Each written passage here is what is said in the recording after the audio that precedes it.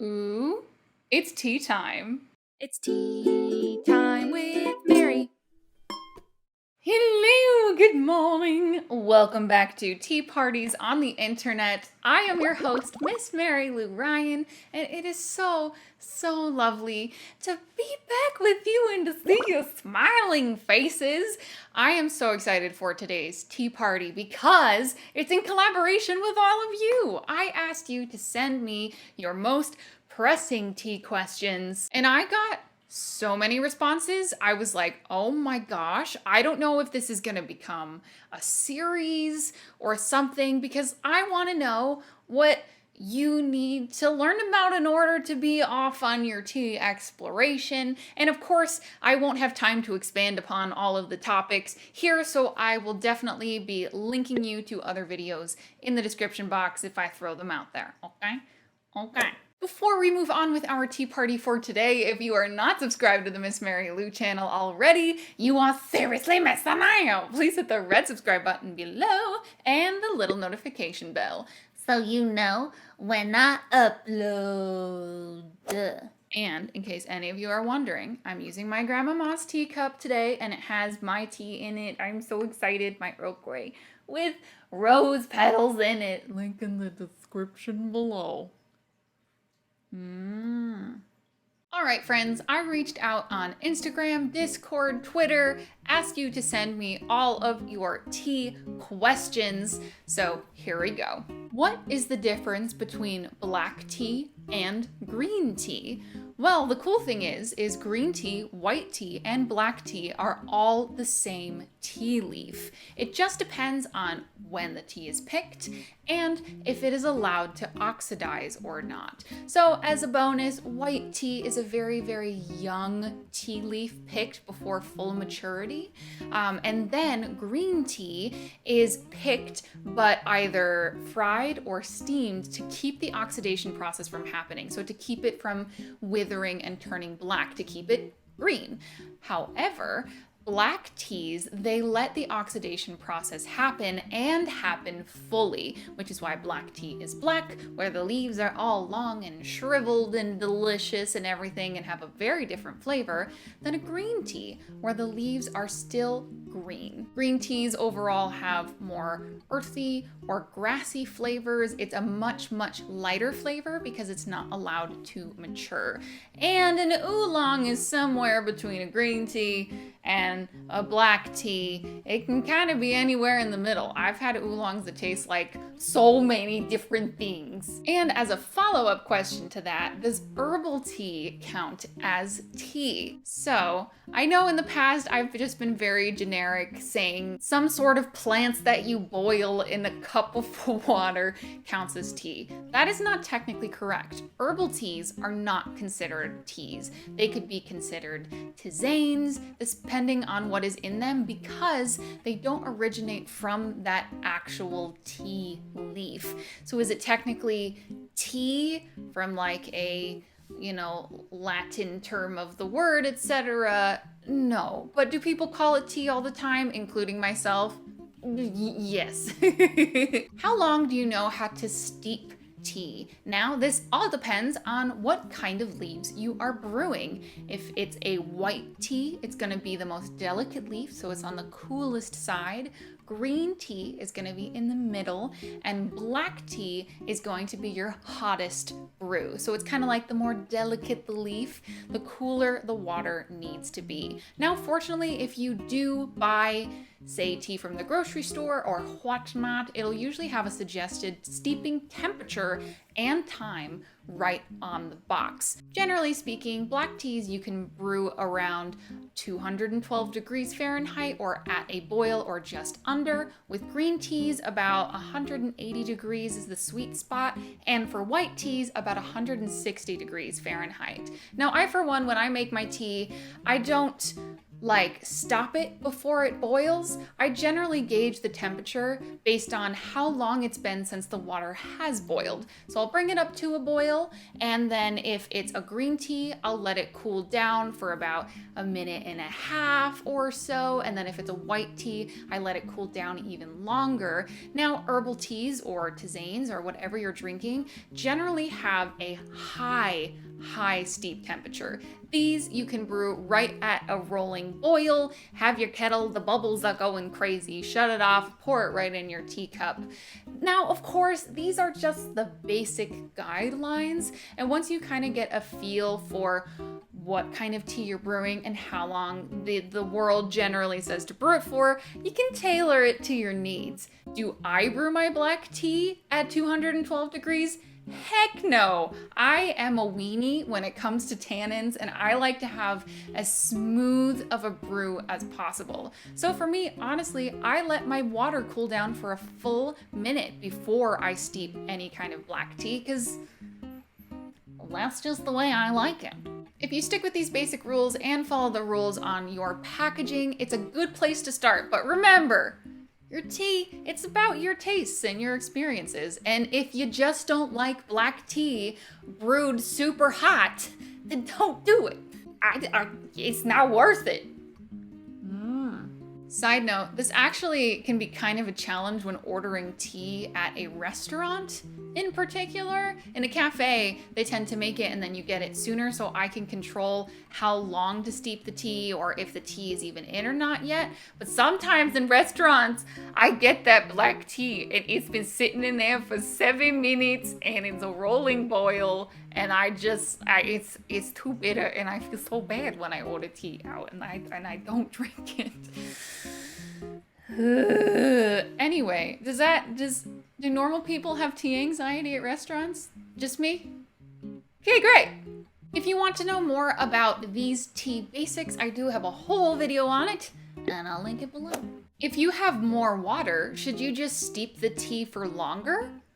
This is, again, based on taste, based on your personal preference, but the general rule of thumb is 1 teaspoon of tea leaves per 1 8-ounce fluid cup. So if I'm making a teapot that's for serving 2 people, that is a 4 liquid cup teapot, I'm gonna use 4 teaspoons of tea. That way the flavor is more consistent if you were just brewing it in a single serving to serving more people. If you do just use the same amount of leaves and more water, it's a possibility some funky things could be happening with the flavors, and in general, it's just going to be a weaker tea. And if you like that, awesome. But a 1-to-1, 1 teaspoon of tea per 1 cup of liquid is a really, really good rule of thumb to go by. And most tea bags that you can find on the market nowadays have 1 teaspoon of tea in them. So you can kind of gauge it that way, although let's face it, in my 1.5 cup standard size American mug, I just use 1 tea bag. Is there a proper steeping technique? Yes and no. If you're working with a tea bag, you kind of just, the way you're brewing it, the way your instincts say to do it is correct. You can't really get too creative when it's an actual tea bag, but this ties in to another question. Is it normal to leave a tea bag in while you're drinking your tea? Is it common to leave your tea bag in as you're drinking your tea? Yes, I would say I've seen that quite a few times just from personal experience. Is it the best way for the flavor wise? No. You're gonna want to make sure that you are removing your tea bag. Now, of course, if you like it super, super, super strong and that's your bag, baby, go for it. Leave that tea bag in there. But generally, the teas have given most of their goodness with anywhere between 3 to 5 minutes, depending on what you're drinking. However, if you are steeping a tea bag, I advise you to not wring the tea bag out when you are done with it. Because what this does is it gives all the water that's been sitting immediately on those leaves or pieces of leaves or tea dust or whatever kind of tea bag it is, and it's extra bitter right by the leaves. If you're squeezing that out, you're squeezing that bitter flavor right into your cup. So you get a smoother, better brew if you just simply take the tea bag out and set it off to the side, than wringing it out, if you take your tea bag out at all. For loose leaf tea, it's all about letting those leaves breathe, swim around, doing the thing. I have a whole video called Loose Leaf Tea Secrets if you want to see a really easy way to do it. But essentially, if you're cramming all of these beautiful long leaves into a teeny tiny steeping thing, they don't get to breathe. They don't get to fully give off their flavor. Just scrunched up little bits of them that are exposed to the water can kind of get some flavor out if it's sort of moving through. If you're going to prioritize buying a loose leaf tea, jamming it into a small brewing receptacle can kind of undo some of the magic that you've already gone out of your way to get, right? By purchasing a loose leaf tea. So my favorite way to do it is just put the leaves in a heat-safe pouring container, like a Pyrex is what I use. Not sponsored, but hey, Pyrex, have you ever considered hanging out with the tea community? Call me. And then once the tea has steeped for how long I want it to, I simply just strain it through a wire mesh strainer into a mug, teacup, whatever, what have you. Now, do I always brew my tea this way? No, I get lazy sometimes, okay? Loose leaf tea, let it brew loosey-goosey. Is spending more on loose leaf tea worth it? Is it really worth all the hype? Really, what matters here is tea quality. Of course, a 100 pack of tea bags for $4 is gonna be a very different drinking experience than, say, 2 ounces of loose tea that costs $10. In some cases, buying a loose tea is actually less expensive than buying tea bags. I find this is especially the case when it is a nicer leaf tea in a tea bag. Those tend to be actually quite expensive compared to just buying it loose without the tea bag. So I guess higher quality leaf bagged teas, you're definitely going to be saving money by just buying it loose because you're not paying for the brand, packaging, whatever. And yes, I can firmly say that there is a huge difference in taste between something like tea dust or tea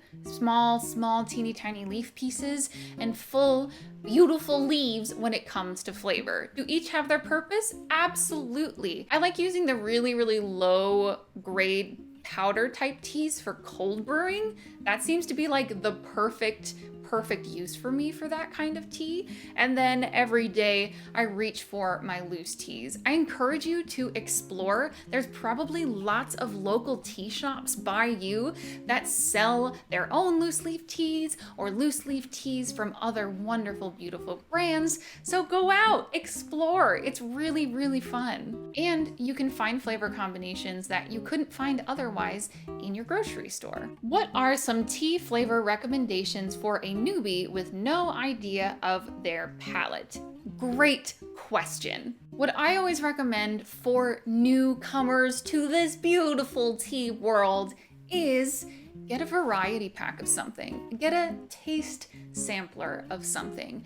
Me suggesting a kind of tea for you to go out and try is kind of like me trying to guess what your favorite kind of potato chips are, or chips in general, or just it's really abstract. I have no idea what people's personal preferences are. Sure, there are some teas that are a little bit more mild in flavor in certain families and whatnot, but I highly encourage you to pick up a variety or sampler pack. I know there are lots and lots of brands and even small tea shops that do this. I did a video talking about this as well that I will also link down below if you want to see me actually go through and try a sample pack and see if it's good for a beginner. Also, what kind of flavors do you like already? A lot of your basic tastes in things like food and other beverages can play a really big role into where in tea might be for you. Do you really love fruity flavors that are lovely? Try something that is a white tea blended with fruit. That is a great place to start if you really enjoy those kinds of flavors. Do you really gravitate towards earthy tones, things that are a little bit lighter and very sort of fresh in taste? Try a green tea. Do you like more malty, rich, darker flavors? Maybe try a black tea. And of course, there are variations all along the way. Experiment, have fun. Tea is supposed to be fun. It's supposed to be an enjoyable experience. And for me, it's a little way of showing myself that I love myself. It's taking a moment out of the day to do something just for me. Or sometimes it's taking a moment out of the day to do something for me and also another human or group of humans that I love that I'm choosing to hang out with because I care for them. I know tea means different things to different people, but it's just been a really magical part of my life and continues to be. And any way that I can share that with you, it just, my heart. That's why I started these online tea parties 4 years ago. Yeah, this is our 4-year YouTube anniversary. Isn't that crazy and wonderful and beautiful and magical and all the things? It's so lovely. Get adventurous. Tea sampler packs. Or if it fits in your budget, buy a few varieties and be like, oh, don't like that, and then give what you don't like to your tea-loving friends. That's like me. I tea dump on friends all the time. I'm like, I don't like this. Do you like this? Take it, please. Take it home with you. Thank you so much for everybody that sent in your questions for today's video. I don't think I got to even half of them, so this seems to be something that you all want to learn more about. So maybe I'll do another episode of this kind of thing. If you like this video, give it a thumbs up so that way I know that you want me to make more videos like this. So if I didn't get to your question, don't worry. Feel free to leave it in the comments below and I'll try to get back to you, or it might end up in another video. I know I get excited on this channel and sometimes talk about way more sophisticated teas and stuff like that, but at the end of the day, it's always important to come back to the basics, and the basics are your foundation for everything. The basics are the reason that I know I don't like black tea steeped at 212 degrees. Thank you so much for watching, and last and most important of all, I hope you have a wonderful day, and I will see you next tea party. It's tea time with Mary. A 1, a 2, a scooby-doo-doo-doo. Thanks for watching Tea Time with Mary. I hope to see you real soon. If you want to like, subscribe, and comment, I think that would be cool. Check out my Facebook.com/Tea Time with Mary for all the content that's new, or my Instagram, Twitch, and Twitter. I'm at Miss Mary Lou. So thanks again for joining us, and thanks for being a friend. We'll see you next tea party. The fun never ends on Tea Time with Mary. That is me. Thank you for all the love on my ukulele video last week, by the way. You all are wonderful.